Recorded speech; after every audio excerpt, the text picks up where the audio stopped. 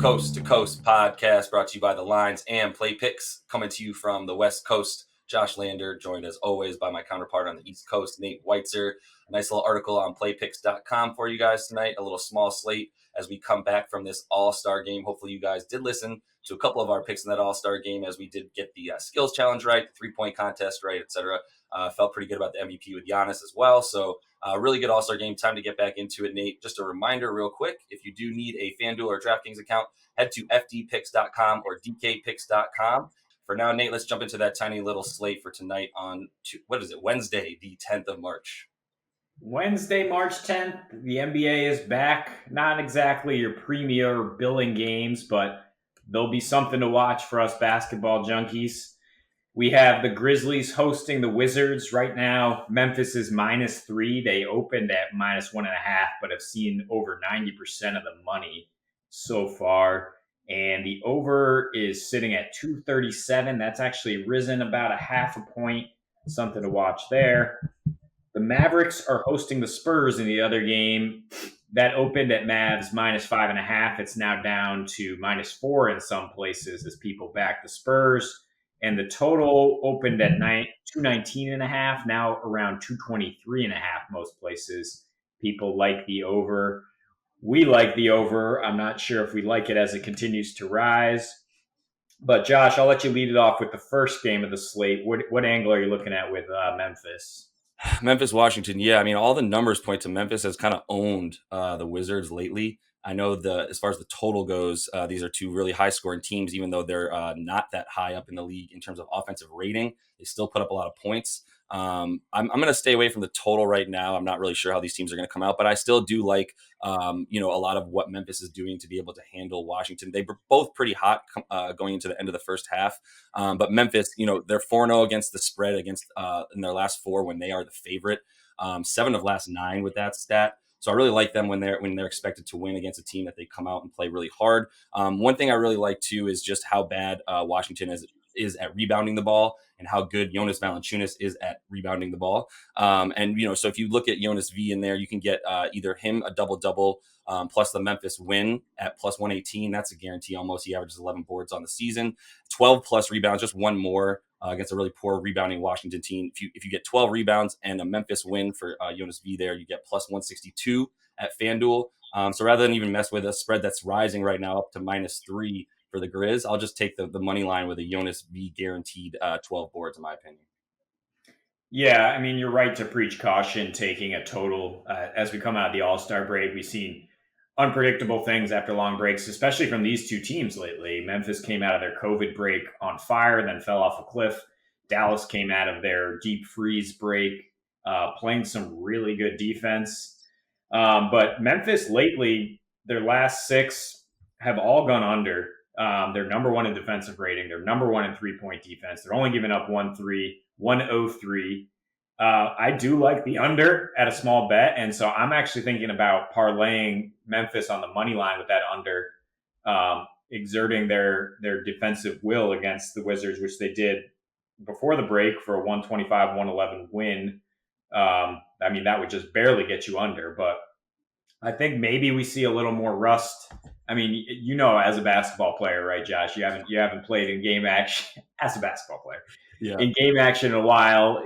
The shots might not fall as much, but the effort is going to be there defensively. I think maybe the under is the savvier bet, and you can parlay it together with a money line pick and get plus 215. So I would go a small wager there, and then maybe a larger wager on Memphis to just cover a 3-point spread. I think both these teams are kind of feast or famine, so I'm not too worried about the spread.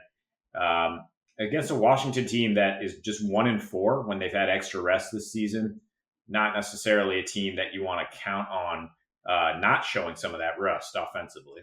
Yeah, I can tell you, from my JUCO days, when you come back from school break, there's always that little bit of rust. So yeah, I can relate. Yeah. And looking at the other game tonight, so the Mavs and Spurs, I think this is one both teams have been pretty unpredictable. We've seen the underdog cover in 14 of the last 18 meetings between these teams. They're good rivals.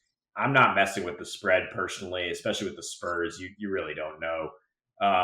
But I am trusting them to score on a Dallas team that went into the break with the number one defense field goal defense over their last 6 games, winning 5 of those 6. I think a lot of that is just a fluke.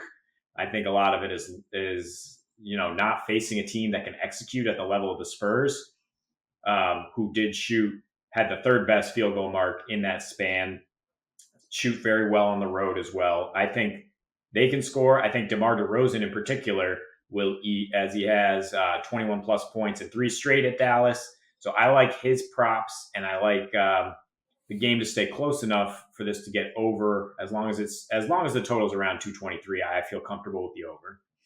Yeah, the over feels good. It feels so low when these teams come together. One thing that contributes to the consistent high scoring when the Mavs and Spurs show up is just how good Luka is against the Spurs every single year. He averages 39-9 against the Spurs in his career. That's pretty insane and incredible.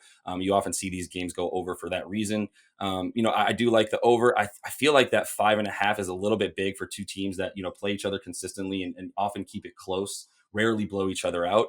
But I will say that, like, rather than worry about that spread, Luka to score 30 and have a Mavs win. You get that at plus 220 right now at FanDuel. I know we continue to love these player performance doubles when we don't really like the total spread there. So like I said, -5, -5.5 makes me nervous when these two teams play. The over, I'm definitely going to hit, and then I'm going to also hit that Luka 30 plus points and a money line bet. Yeah, my favorite Luka prop is him hitting threes against the Spurs team. He's attempted 36 his last 3 meetings with them, hitting 12 of those threes. You can get him plus 340 to hit 4 threes in a win on FanDuel, or you can just take him to hit at least 3 threes at DraftKings, but that's -129.